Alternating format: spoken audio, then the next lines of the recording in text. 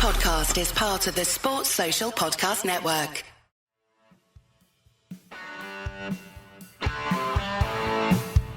You're listening to Achtung Millwall, broadcasting from the beautiful South Birmingham. Accept no substitute.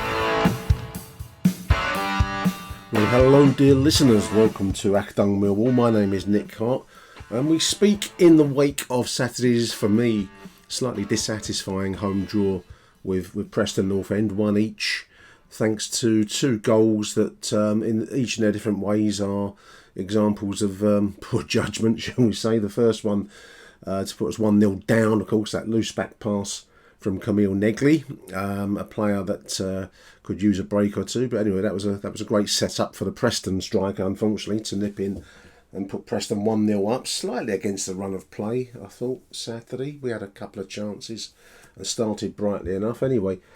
And then comic cuts time towards the late part of the first half when the Preston goalkeeper managed to completely screw up a relatively straightforward throwback from inside their own half. Managed to basically tee up Mihailo Ivanovic to just tap it into the net in the best Christmas present this side of Christmas, as I put in my BBC piece today. Oh, did I mention I'd do a little piece for the BBC, dear listeners? Well, you've got to check it out on the BBC Millwall page on the sports app.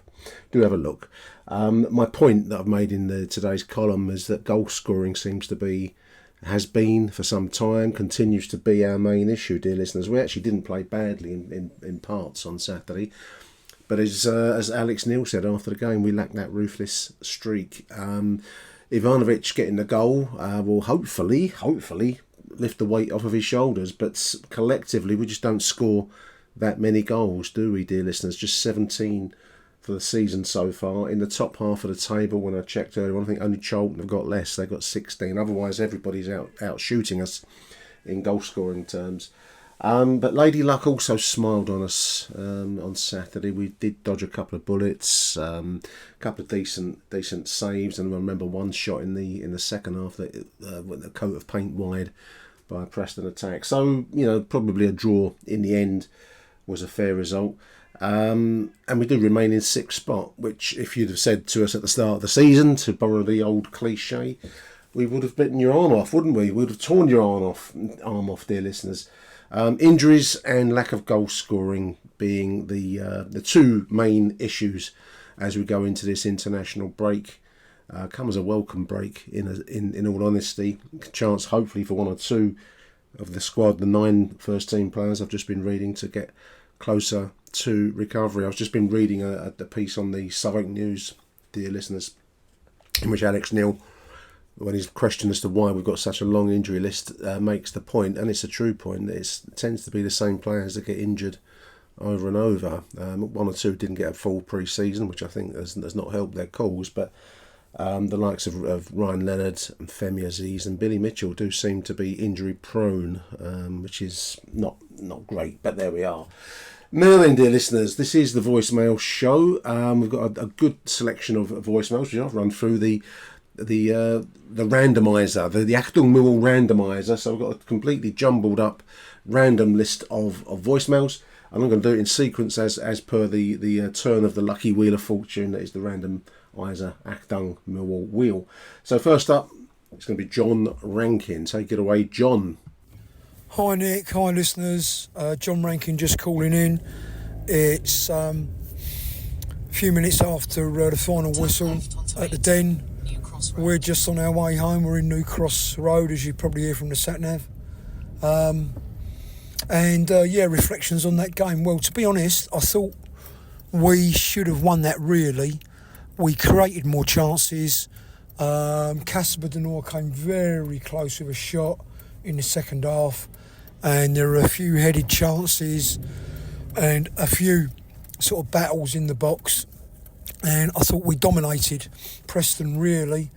And it was such a shame for the Camille Negley back pass, which led Preston to go 1-0 up. When things like that happen, we were watching it, and the back four were playing the ball around. Camille dropped deep, and he saw a gap, and his only option really was to play it back to the goalie, and he quit on it. He underhit it. And when that happens, that's when players are low in confidence, when they don't trust themselves. The same thing happens in golf, happens in snooker. In a really pressurised environment, sportsmen can suddenly quit on a shot, and that's exactly what he did. He just underhit it, and you could see he underhit it. And I thought, oh God, because it was his real big chance today. But putting that one to side, I thought he played ever so well. I really did. I thought he took possession of the ball. All the play went through him in the midfield. He was showing for the ball.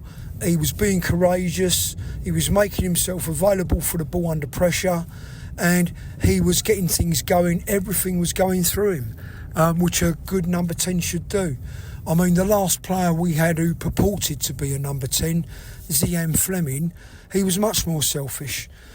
Burnley in the end played him at number 9 because he pretended to be a 10 but wouldn't do the hard graft, and it was only because Negley dropped deep in a pressurised position, and you could argue that would have been Derek Delboy's role or Casper's role there as CDMs to take that ball and create a bit of order in the chaos of the back four trying to pass it around.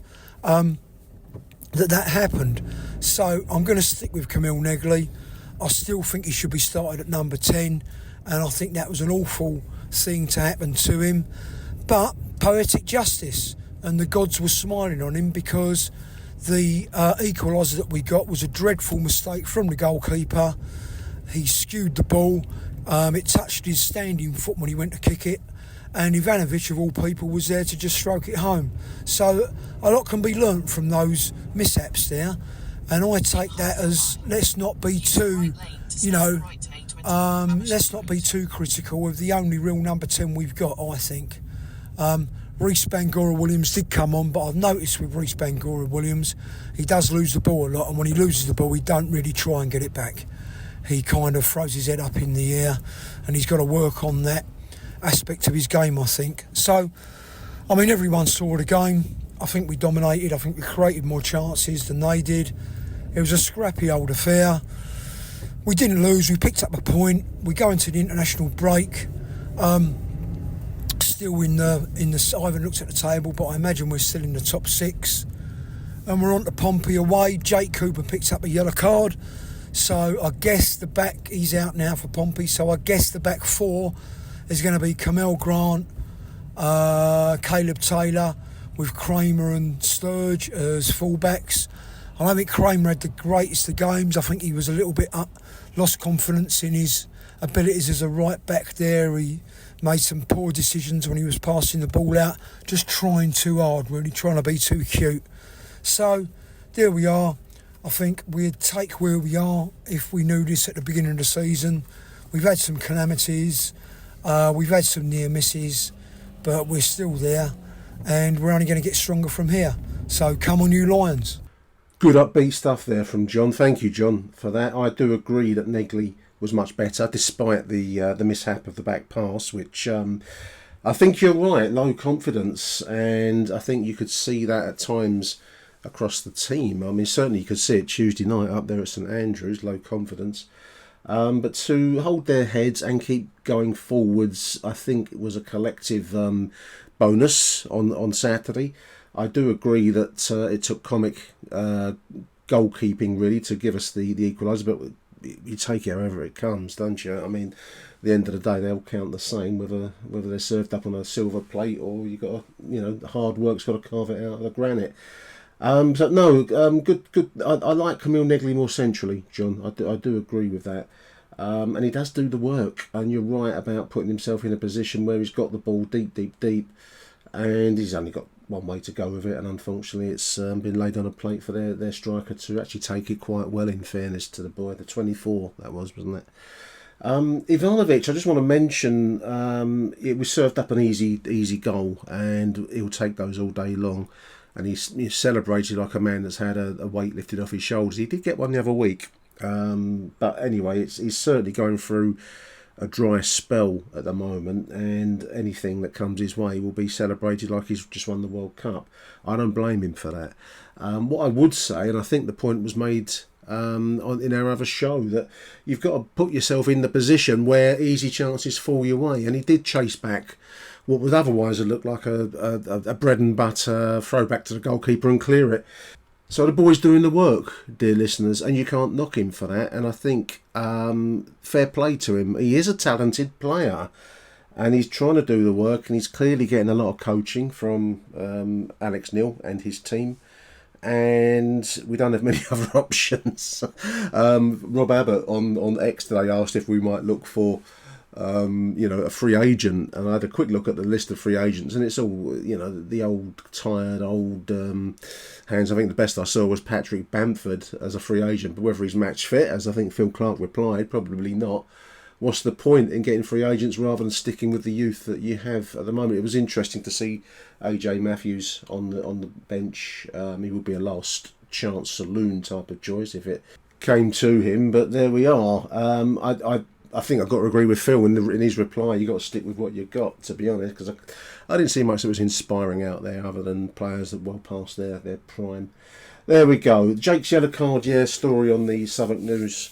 Just as I started recording this show, listeners, that he won't be available for the Pompey game. I'm not around for the Pompey game, actually. Away that weekend. So next show for Achtung will be with Merv after the midweek fixture. Is it Sheffield Wednesday, midweek? Wednesday, I think, that week after Pompey. But no Jake down there at Portsmouth anyway. There we go. So next voicemail, it's going to be Rob Abbott over in Dublin. Evening, Nick. Rob Abbott here. After our 1-1 draw against Preston North End today.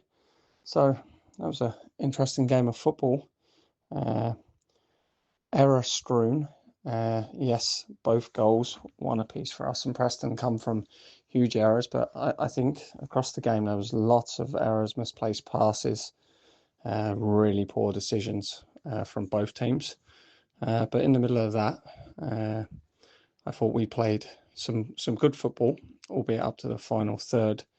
We were really lacking. And then I thought in the second half, especially in the last 20 minutes on the transition, Preston looked quite dangerous. So overall, 1-1, a fair result. Just looking at the bigger picture, we're 15 games in, a third of the way through the season. We're sitting in sixth spot. Every Millwall fan at the start of the season would have taken that. I think we're in a good position. Notoriously, we are a team that is better in the second half of the year. And considering the amount of injuries we have had, and now we currently have, sixth is not too bad. It's a long old season. There's going to be loads of ups and downs, but we're in a good position before this international break. Fair play Alex Neil today. He mixed it up a little bit. It's quite evident Amaku wasn't pressing that high, so when we had the ball, we were playing as a back five. Just to protect us a little bit more. But then when we did have the ball, we went into a back four, and Kramer was very attacking there, overlapping. So fair play to Alex Neil for coming up with that. As for the game, the first half, lots of crosses, wasn't there, by us. I think Taylor was close with a chance where he just threw his foot at it and it flashed wide. But then in the second half, the really good phase of football, we had a chance by Ivanovic, and it was a really good save by their keeper, to be fair. But yeah, like I said, the last 20 minutes, I think Preston on the transition looked quite dangerous. So overall, 1-1, a fair result.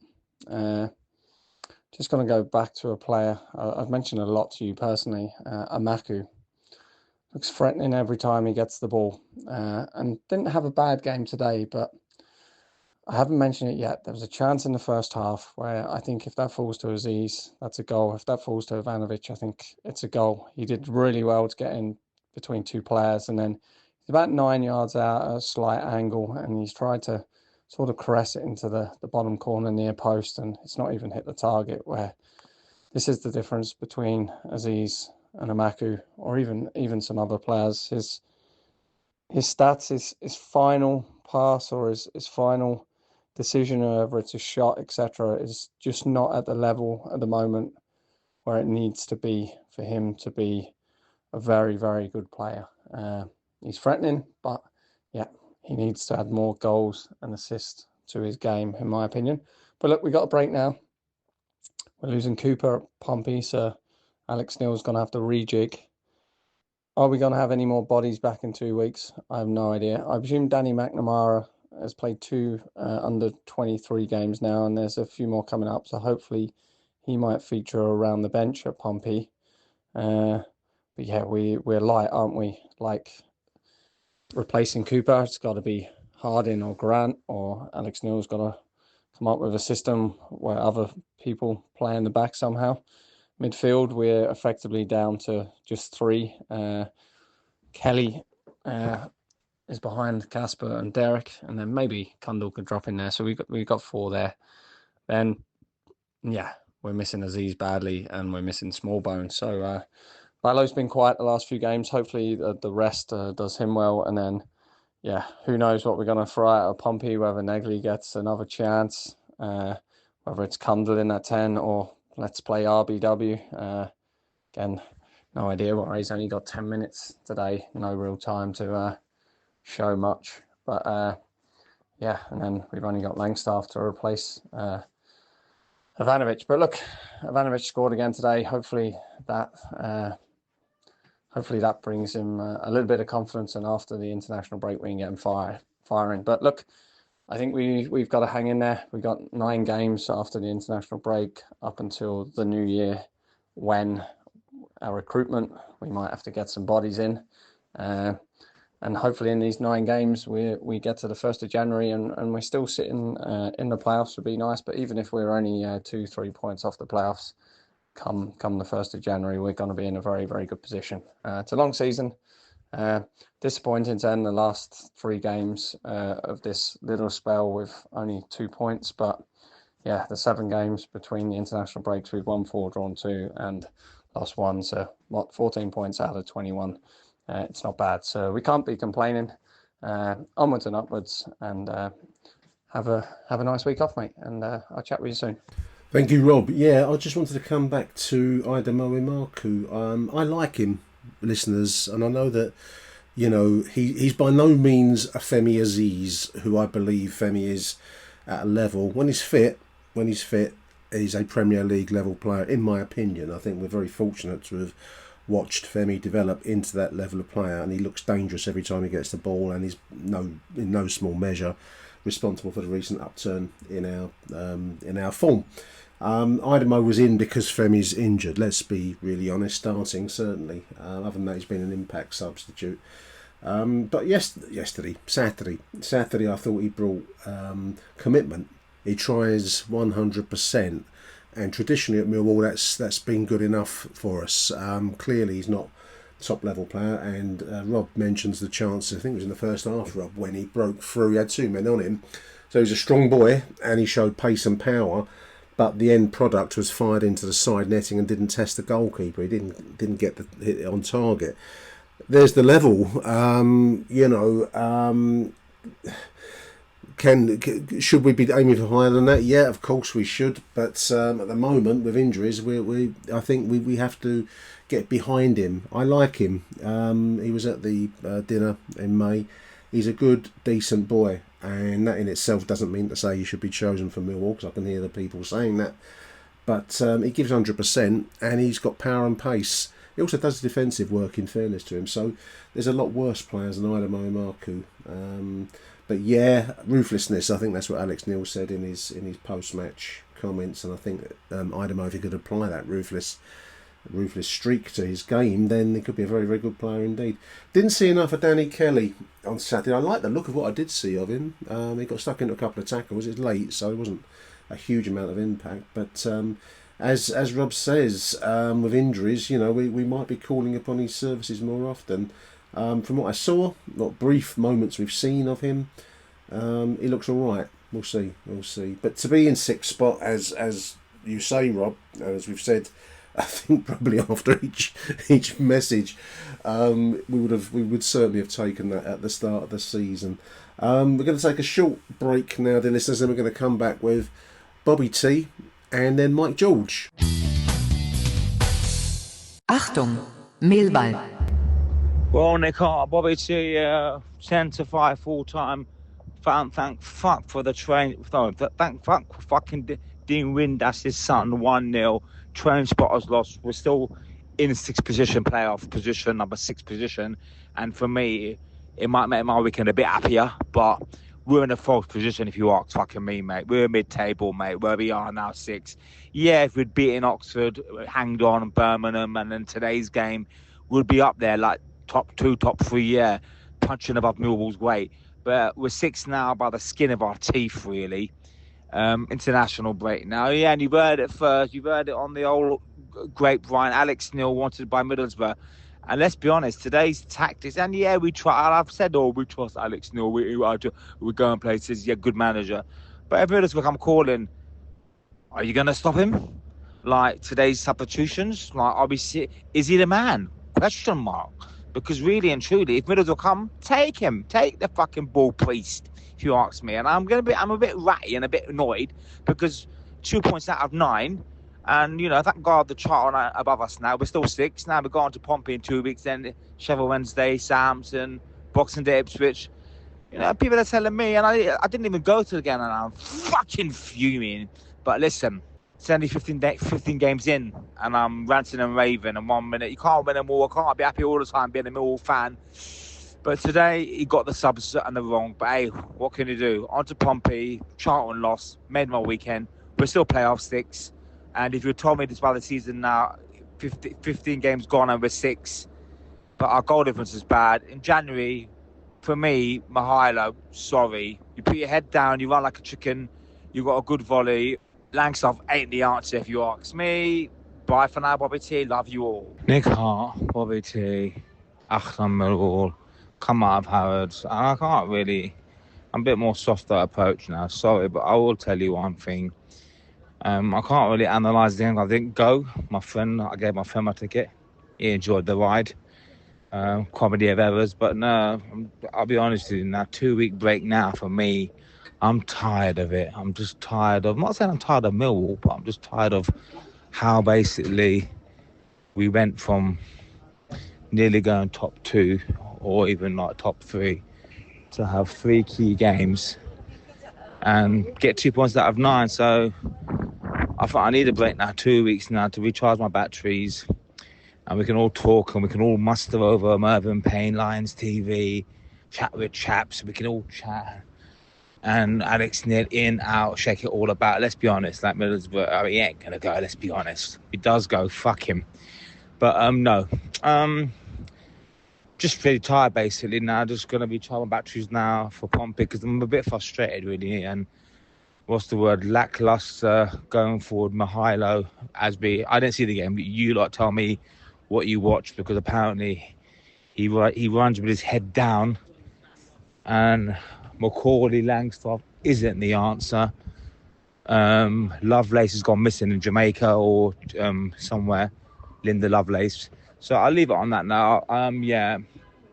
2 points dropped, like Oxford again. So thank God the train spot was lost. Achtung Millwall, Bobby T signing off for 2 weeks. See you at Pompey. Well, I don't know quite what we're supposed to say about that. But when most of the crowd walk away talking about the performance of the referee, then you know it ain't quite right. Basically, both goals came from the goalkeepers' union deciding to take a day off. Although that's not quite true in Crocombe's case. It was Camille Negley whose dreadful back pass straight to the feet of a Preston North End striker, Smith I think it was, who quite happily planted the ball in the bottom of the net to give them a lead. However, we had been more or less on top, really. It was a bit of a to and fro game, you know. Both teams had chances. Preston certainly pressed us very well indeed. They're obviously very confident and in form. Until their goalkeeper took a swipe at the ball and did the ultimate air shot. Thank you very much. The big fucking Serb was in there and he just tapped it into an empty net. Happy days. I guess really we should have won. We had shots. Sturge was absolutely brilliant today. Casper Denori was pretty good as well. People were giving it some large, and we huffed and we puffed, and basically we were unlucky not to score. Ivan might have got another one right towards the end when their goalkeeper tipped it round the bottom of the post. But it's a 1-1 draw, so it's not a disaster. And we go into this international break, and not much damage done. Okay, we're nicely poised, but we need some of those injured players back quite desperately, really, it has to be said. As for me, well, before the next game comes along, I'm off to Cyprus because it's too damn cold for me here. Happy days. Come on, you Lions. Have a great holiday in Cyprus, Mike. Yeah, I know what you mean. Cold and miserable. Goalkeeping, yeah, the air shot from the goal reminded me of. I play golf occasionally, so I say play in the loosest sense of the term, and I'm prone to missing the ball entirely. The old classic air shot, which causes ripples of laughter amongst those who are better than me. But what the hell? We got to have a go in this life. Yeah, that was a funny old game. Referee was not great. When are they ever, though, dear listeners? We do seem to find them. He did seem to favour Preston a lot, and being balked and held didn't seem to apply if you're wearing a blue shirt Saturday. I do sometimes question myself as to whether I'm becoming myopic and only seeing the refereeing against us, so to speak. But that one did seem quite apparent on Saturday. Anyway, there we are. Bobby T, before him, mentions this Middlesbrough story that's doing the rounds on Twitter, on X. You must always take not even a pinch of salt with your X stories, listeners. A huge dollop of Saxa salt. But, he will be in demand, Alex Neil. Whether he would want to go to Middlesbrough, which would be closer to home and family, I guess. And I dare say a pay rise might, sweeten any kind of considerations. It is a job for him, after all. That said, one thing I do remember him saying in his pre-appointment interviews, there was a few that came out. Must have been shortly after he got the job. But he mentioned how he's been looking for a project, a club that he can get his teeth into. Something to raise, so in the kind of general sense, which is Millwall. So I will be surprised if he's enticed to go to Middlesbrough. Their manager Rob Edwards, I think, is en route to Wolverhampton Wanderers. But you can never say never in football, can you? All the factors, the money, the location might suit him better.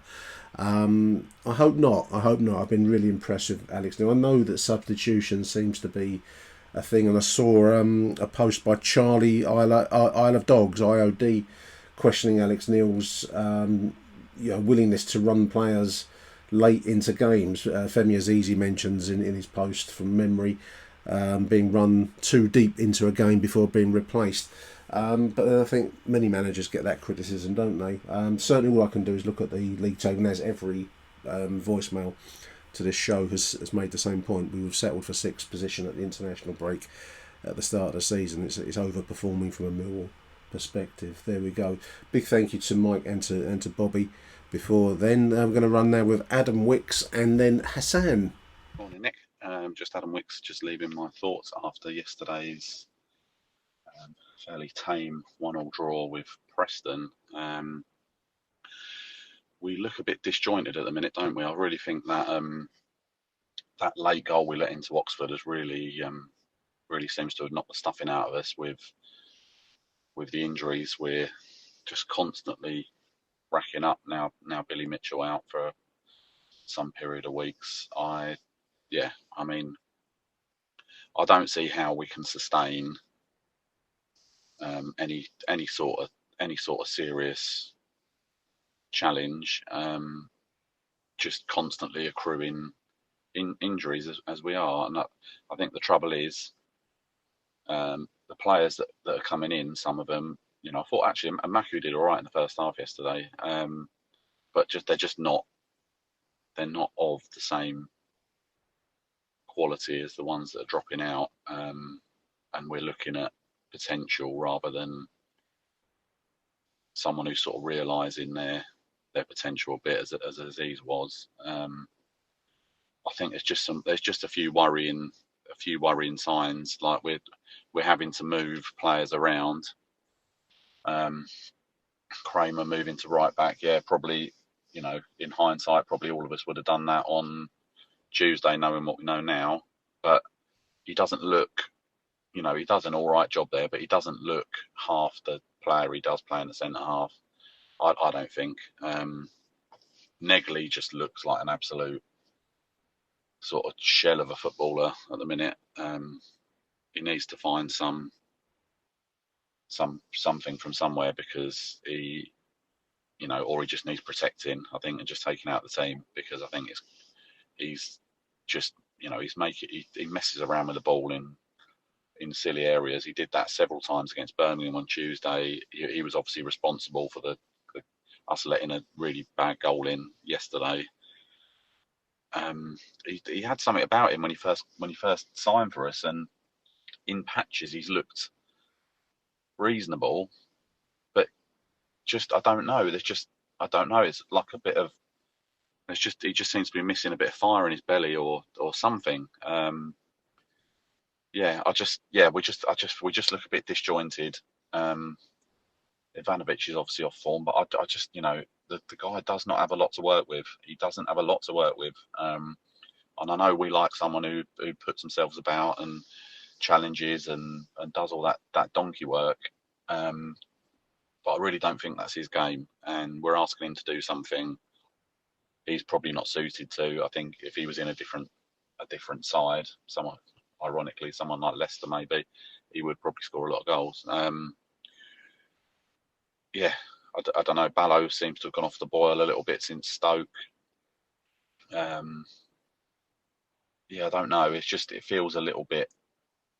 Yeah, it just feels like we're grinding through. I mean, if you look at the table from this time last year or the season before, I suspect we're miles better off than we were, which sort of bodes well. It's just the sort of underlying trend of it all, isn't it? We seem to have a bit of a soft belly.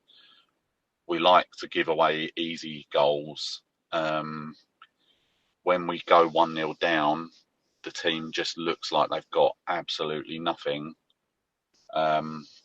about them in terms of how they're going to come back. I'd love to know what the stats are on us going a goal behind and actually getting anything out of the game, because I can't imagine it makes great reading. And that's about it, really. I think the international breaks come at a good time for us, just so we can take stock and see where we are. But I don't know. Even though we've had a reasonably good start to the season, I don't know if we'd won those 4 games back to back at the end of the break, before the international break, we'd all be raving now, wouldn't we? But as we've sort of just had 3 sort of bad and mediocre performances rolling into it, it just feels a little bit, like the air's come out of the balloon a little bit. But we'll see how we go after the break, won't we? Anyway, come on, your lines. Morning, Nick. It's Hassan here. Just thought I'd leave some comments and thoughts about yesterday's 1-1 draw with Preston. To be brutally honest, I don't really know what to make of that game. I think a draw was probably a fair result. I think neither team looked particularly great, but I think Preston maybe edged it. They had a few more clear-cut chances than us, but overall, it was a game of mistakes, really, wasn't it? Let's face it. Both goals come from errors from players. Which was, it was really weird. I think if you had shown that game to someone who didn't know about the league, they wouldn't have known that we were both top 6 sides. I thought both teams overall weren't great. A lot of misplaced passing, a lot of indecision. But overall, for me, it was important not to lose, especially after the thrashing up of Birmingham the other night. As for the team lineup, again, ravaged by injury. No Billy Mitchell. There was rumours circulating around Friday evening that he was out for 6 weeks. I don't know where that came from, but it's clearly true. Another one for the treatment table, and it's just another long line, isn't it, of inconsistency. But for the team lineup itself, good to see Taylor get his first home league start for the club. I think obviously Alex Neil bowed down to pressure in terms of putting Kramer back at right back, and I thought he was good. He hasn't forgotten how to play right back. He was fantastic. He contributed going forward as much as he could. He defended well enough, and let's face it, mate. If we want to be in the top half of the table come January, we need to keep this system because we're suffering so much in that right back position. Has been said a lot. We're suffering a lot, so I think for the foreseeable future, you probably see Kramer at right back. I don't mind that. The fans got what they wanted. Negley played in the 10. Emaku started on the right. Emaku was good in the first half. You know, he was trying to make things happen. He was busy when he got the ball. He was quiet in the second half, though. Again, with Emaku, I don't dig him out too much, but he does everything except for like create assist or get a decent, or pick out a man in the box, for example. You know, he really needs to start stepping up his game because I think his days are numbered.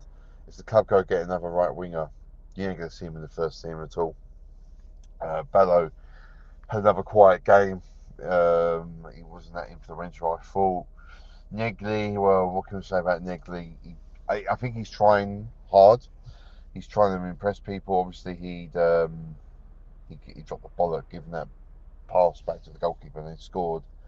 But you can see moments of what he can do, and I don't know whether is it him on a different wavelength to the players. I know he's come from a top league in another country, and we paid good money for him. But is the reason why he don't look so good? Is it because he's on a different wavelength to some of his teammates? I don't know.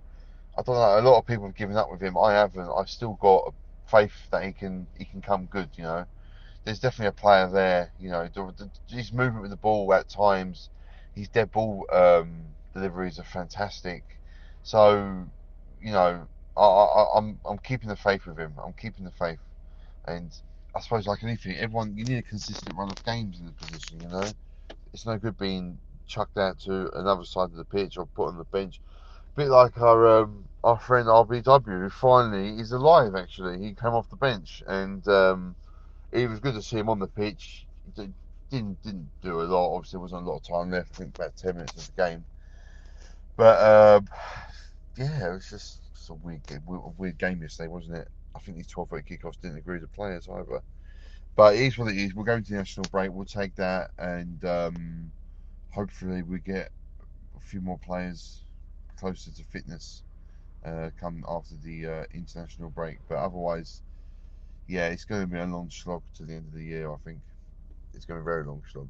But keep the faith, and we'll keep going forward. Cheers, mate. Cheers, Hassan, and cheers, Adam, before Hassan there. Yeah, it was a weird game, Hassan. And I was trying to think on the way home, why was it all so weird? I suppose the 12:30 games never feel completely settled, do they? There's always a bit of a... I was a bit late up on Saturday morning, so you find yourself getting out of bed and going to football. Almost, you know, one follows the other, and that don't seem right.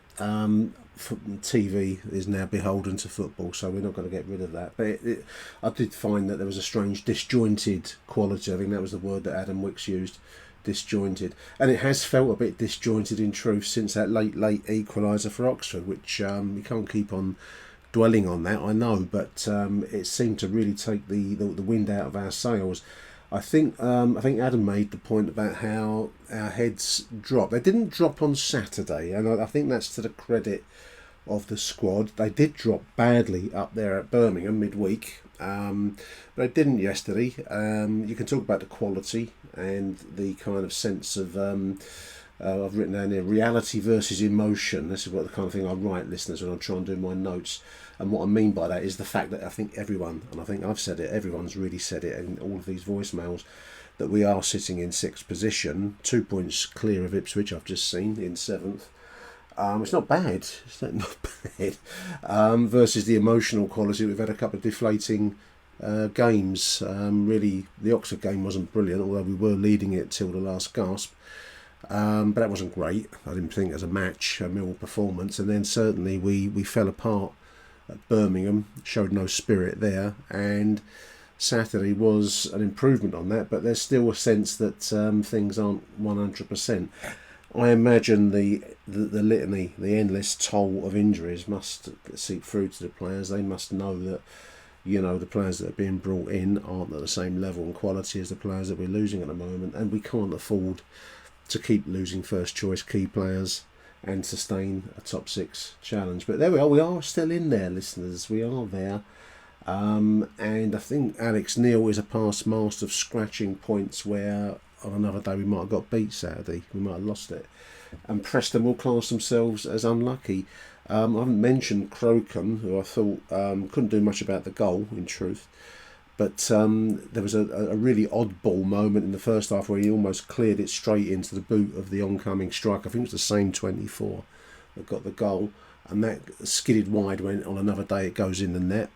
And then there was a late save. He got his body down to it, but it seemed to go underneath him. They broke. The 26 came into the game, I think, late. And I thought he looked quite a dangerous winger for Preston. And he got a shot on target and it went underneath Crocombe, and how it missed I don't know, because where I sit you can almost watch it inching across the 6-yard box. I thought it's going to go in the net, and it just millimetres in it missed the far post. So we did ride our luck. Lady Luck smiled on us rather there, listeners, but it was indeed an improvement. And stepfalls with Kramer back in that right back position as Hassan has mentioned. We're going to take a short break now, dear listeners, and then we're going to come back with Martin Colwell, Rob Woodford, and a new voice to the show, Stuart Upson. Stay tuned, dear listeners.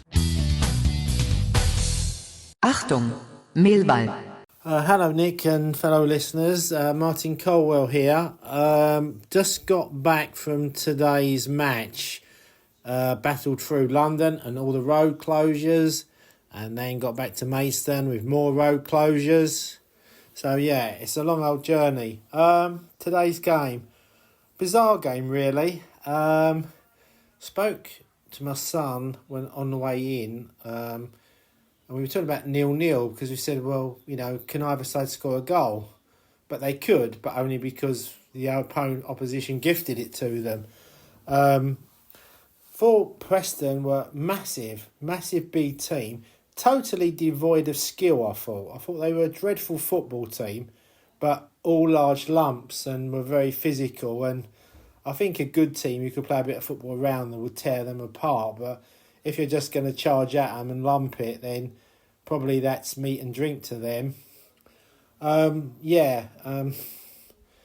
Liked Kramer coming to right back, and I thought the two fullbacks played well. Thought the keeper was dodgy, struggled with crosses, looked a bit unsure of himself, and I thought Caleb Taylor struggled a bit with his feet. He didn't seem to be able to play any proper balls with his feet. Maybe we need to give him the benefit of the doubt because it was his first proper game. But Jay Cooper was solid without Kramer there, but we do miss someone like Kramer charging down that right to try to create stuff. Rest of the team, well, Negley looks like a player who's not a team player to me. He just seems to play his own game, and the goal came through a complete lack of concentration, really. He just wasn't watching the game, wasn't watching what was going on. And he seems to just drift around the pitch, really, without a position. People say on podcasts he's number 10, but I don't see him as having any position, really. I don't see it. Thought that Mazusako got a bit bullied in midfield. Thought Casper Denoy had an excellent game. I thought he was the best player on our team. I thought he was excellent, driving forward, trying to make things happen. Thought Ballo struggled. Looks like he's probably played too many matches in a short period of time. And I thought Marco, in my mind, in my opinion, is a one-trick pony. And although he tries, I don't really see much happening from him apart from him winning corners. But corners weren't particularly useful today because of the size of the Preston team. They were kind of bigger than us and stronger than us. So that didn't work. Thought Ivanovic was okay. Looked a bit more like a centre forward. Was fortunate to get the goal, but I guess you've got to chase down the keeper and follow it down. And you get your reward sometimes, don't you? But Alex Neil took a while to make the subs, but equally you could say, well, who can he bring on to change the game? Because, one, when the subs came on, they didn't really do anything. And two, which again I was talking to my son about, I thought that we're becoming a bit Gary Rowett lately in terms of hanging on for what we've got. And I think that showed with the subs at the end, where perhaps if you had to win the game, you would have perhaps brought on someone like Howland and had a go. But, we brought on Uncle Wes, who kind of runs about and tries hard but can't really play football at this level. And Macaulay Landstaff, who just runs around a lot, really. Overall mediocre, I think. I think that it was probably a fair result because both sides couldn't say that they deserved to win because, what really did they do? I thought that Millwall were the better footballing side, but that probably wasn't hard against Preston, who seemed to have no footballing ability whatsoever. They just didn't seem to be able to do much. And they brought on, even when they brought on that clown, Thierry Small, at the end, who does all the silly tricks and then kicks the ball into the crowd. That's how desperate they are, that, they're going to someone like him to try to change the game for them. But yeah, I think the international break has come at a good time for Millwall, not just because of the injuries, but because I think that they need a bit of a rest and they need a reboot as well because, it's a bit of a struggle, isn't it? It's become a bit of a struggle now and, if we want to maintain that kind of position of hanging around the playoffs, then we need to be better than we are being, whether we've got injuries or not, because, if we've got injuries, those players can't play and we have to play other players. So we've just got to get on with it. But yeah, it's a good time for us to take a break pre-Christmas and hopefully we can, find a bit more attacking flair form, even if Femi Aziz is not on the pitch. But yeah, we'll have to settle for a point today, Nick, and just crack on. Anyway, come on, you Lions. Well, a Christmas gift came early, thanks to Camel Negley's absolutely fantastic defence-splitting back pass. And the pantomime season really got underway up the other end, thanks to the not-so-great Dane Daniel Iverson's Widow Twanky moment. And I do think that Mihailo Ivanovic should be claiming the assist as well as the goal. But, in all seriousness, this wasn't a great spectacle. And in this scrappy game, we looked like two teams jostling to be contenders for mid-table mediocrity. And it was the same old story with the Lions getting into some really good positions. But how many times have we said in recent years we've not had the quality in the final third? We're at crossroads, I think, with Camel Negley. The jury is out, and I think in some people's eyes, they might feel like he's a lost cause now. Perhaps we should have been a fan favourite by now, but there are times when he looks slow and out of ideas. For me, there's no doubt his main strength is perhaps his brain and technical ability. But there was not much of that working in this game, and also his lack of mobility has become more apparent in recent games. Now, some of your dear listeners will be old bastards like me and will remember how Eamon Dunphy had so much ability but was not deemed a Millwall player in the terraces. But Negley, well, we all know that if it doesn't work out for him here at the Den, then he'll do the business somewhere else. Oh, and what about that referee? Fuck it now. Look, if you're going to cheat, mate, at least try to make it look like you are, for fuck's sake. The international break is good timing now after just 2 points from a possible 9. So let's have a reset, get more bodies fit, have a go at Pompey, especially at Fratton, because it's not been a fortress this season for them, has it? Come on, you Wall. Hello, Nick. This is Stuart Upson here calling you. I've always loved your podcast. I've listened to it for about 6 or 7 years now, since the dark days of League One and under Neil Harris. I absolutely love your podcast. It's really good. The incursions into 1970s German culture with particularly enjoy the Biedermeier gang and Millwall. Not mentioned nearly enough in the same context, particularly when you consider the robbery we experienced at Oxford last week. I was 11 years old when I started supporting Millwall, and I'm got 50 on the horizon. So I remember Cascarino's 2 goals against Aston Villa, Paul Stevenson's goal at Anfield, Brian Horn playing centre-back in a playoff match against Brighton for some reason, and Clive Walker scoring an FA Cup winner for Woking at the Den.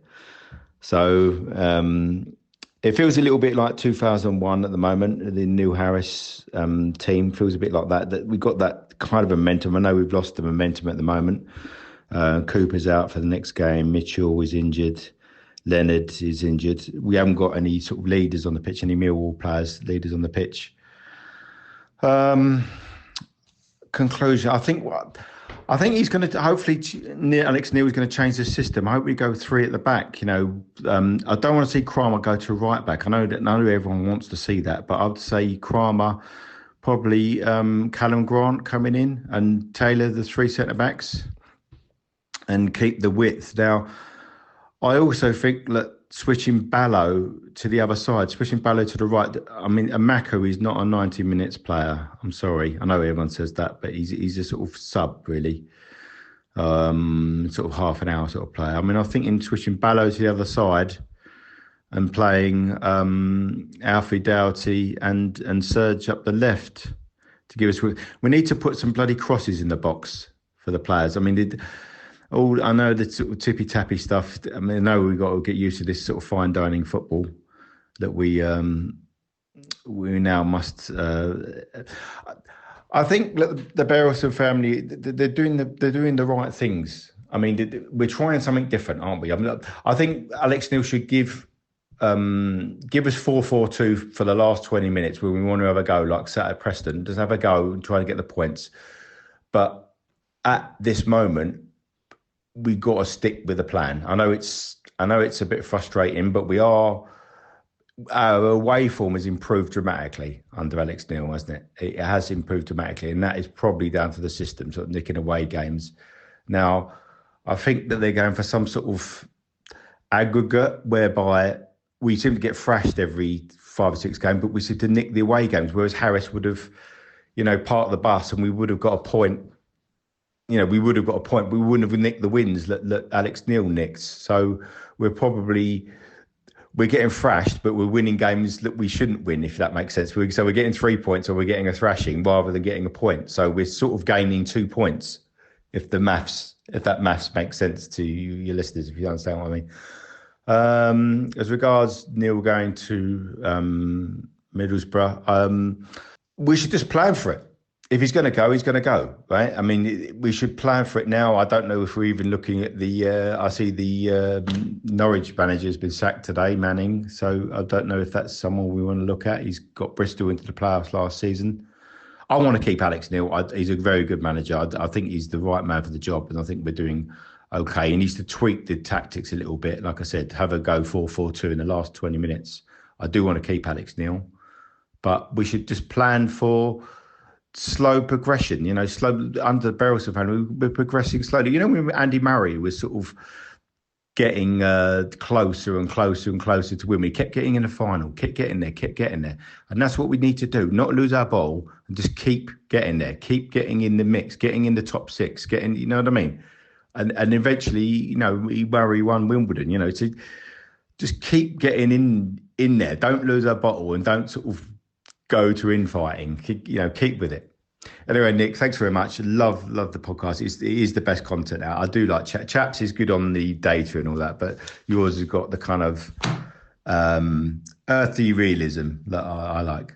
Okay, mate, all the best. Cheers, Nick. Bye-bye.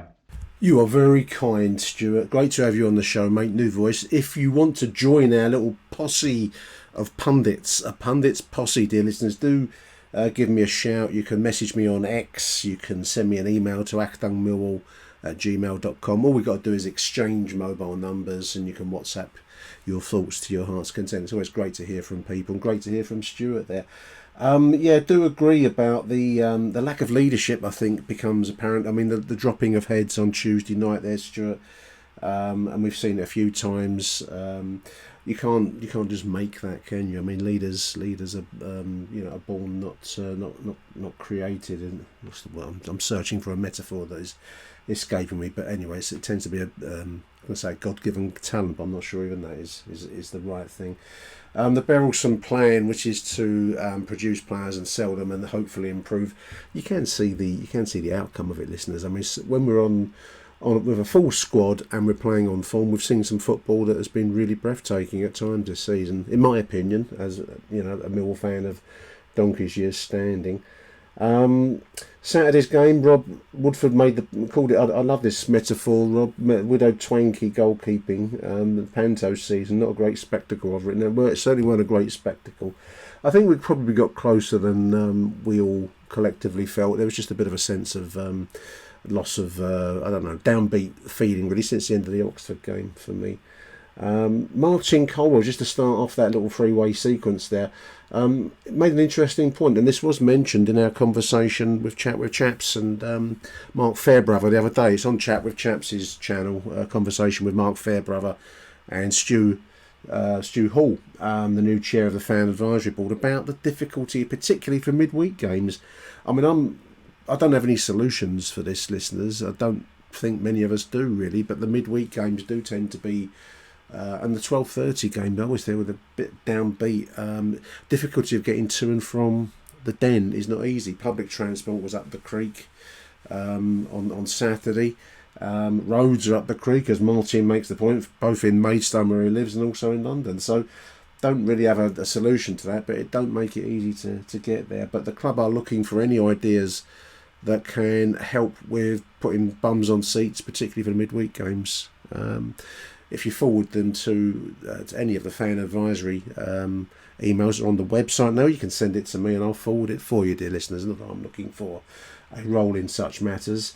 Far from it. I do also favour the expression, I've gone a bit Gary Rowett, Martin. I might use that in my everyday language for me. I've gone all but Gary Rowett, implying a kind of a dreary mundanity, but somehow you get a job done with a dreary mundane mood. I've gone a bit Gary Rowett. There we are. That's the show, listeners. No Merv this week. Time is against me today, and Merv, I've had to postpone Merv. We'll be back after the Sheffield Wednesday game in a couple of weeks' time, after the international break and after the Portsmouth game. There's a midweek fixture versus Sheffield Wednesday. Merv and I will be reconvening our conversation at that point. I'm away for the Pompey game, so can't do much after that. But do send me your voice notes. I will put out a voice note show on probably on the Tuesday when I'm back, if anyone we do get any. Otherwise, we'll be back after the Sheffield Wednesday game, which is on the 27th of November, I believe, with Merv Payne. So big thank you to everyone for the contributions today. Really appreciate it. Do keep them coming, dear listeners. And from me, Nick Hart, for now, we're going to close out with Mark Barnes and then Glenn Horner. And from me, it'll be Arrivederci Millwall. Bye for now. Hello, Nick. It's Barnesy here. Just got back from the game. Much improved after the Birmingham game. We looked a bit more solid, to say the least. I thought the first 15 minutes, we looked good. We didn't look like a team we've been hammered during the week. Played some lovely stuff. Lucky we didn't score early. Didn't look too much in any problems. And then obviously what happened? We give the ball away. Well, silly back pass and the guy intercepts. And if you look at it, it was an absolutely amazing finish. to put them in one up. Defensively, I thought we were okay. I thought Taylor done a good job first half. Second half, he looked a bit shaky because I think they were, if you look, their centre half was sort of hanging on him a bit more than Cooper. He was sort of going to him more, and they were pumping balls along to him. But I think he knew he was in a game today, and I thought he done quite well for his first game. Zach Sturge, solid. It's good to have him back. After Alex Neil's comments about his hamstring, we don't want any more hamstrings. We're sick of hamstrings. It's just an absolute joke what's going on at the moment with so many injuries for hamstrings. But he played really well. And obviously Cooper got his booking, so he's going to be out for the Pompey game, which is going to be disappointing. But Crammer, I thought Crammer was brilliant today. Just drives, doesn't he? Just gets that ball and just goes. And he's hard to stop. Done some tricks down the flanks, which was good. Midfield, I thought, Derek done well. I think Casper was very strong in the midfield. I don't know, we looked so much better. And then obviously up front, I want to mention BFS. He was getting pulled all over the shop, but he was doing, as much as that as the other fella was. So, but he knew he was in the game today, and I thought he played well. I thought he really battled on his own up there, unfortunately. And then obviously Negley, who's needs to start playing, and unfortunately his mistake cost us the first goal, but he was all right. You can't question too much of the team today. And then obviously we were huffed and puffed, and after going a goal down, we thought, oh God, here we go. But we stayed with it, and obviously we got a very, very lucky goal, and he done well. Didn't really close him down, and the keeper was just had a nightmare, didn't he? But we got in at 1-1. It was about, for me, it was just a proper championship game. A lot of high balls and a lot of huff and puff, but not much quality. But, second half, was it a penalty and a Maku ran through? I thought he pushed the ball a bit too far, but people say to me now they thought it was a penalty. Unfortunately, someone threw something on the pitch, and then the referee, let's get to the referee, shall we? What an absolute arsehole he was.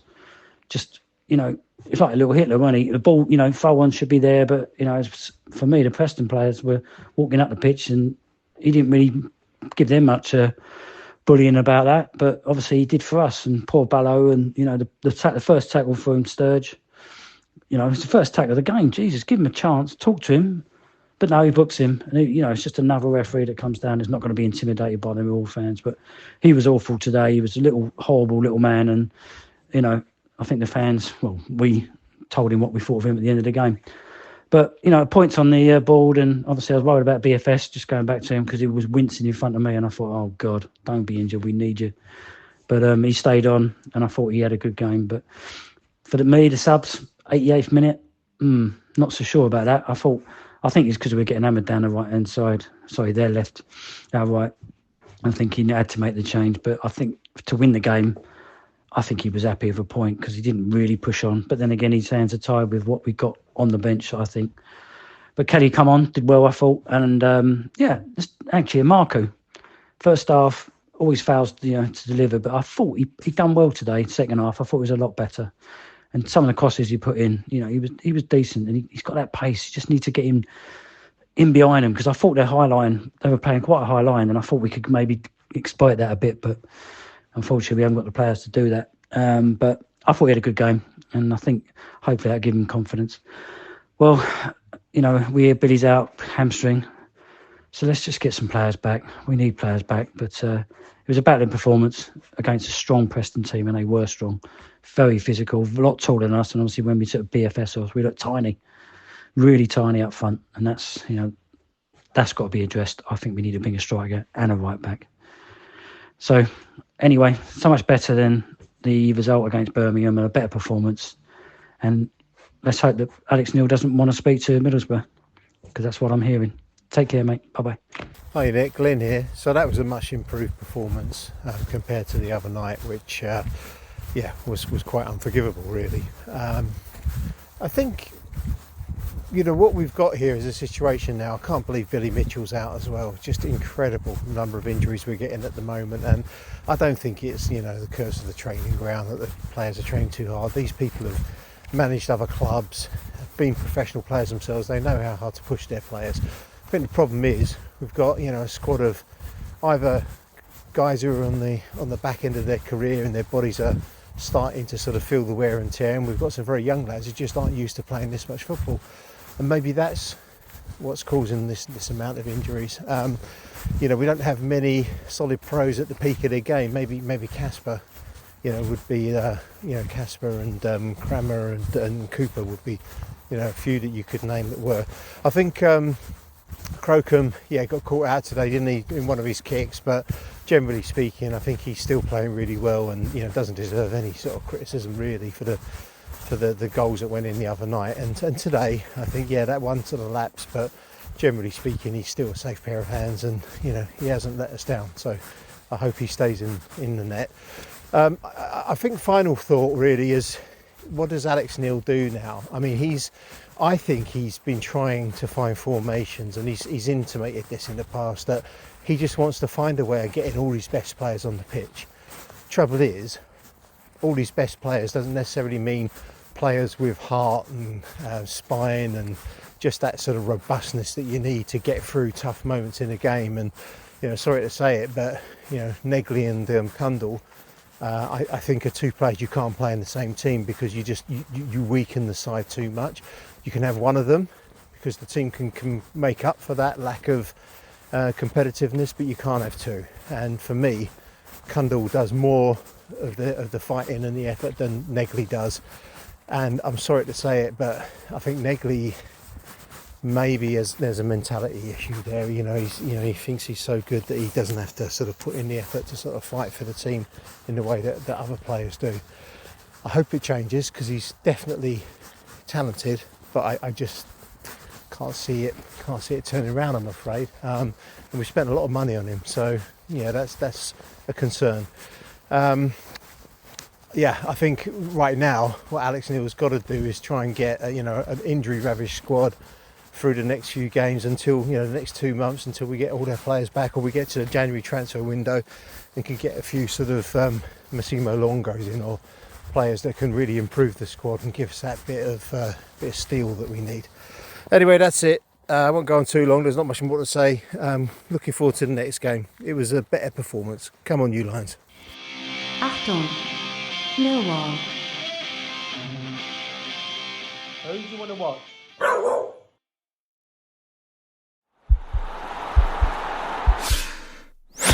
This podcast is part of the Sports Social Podcast Network.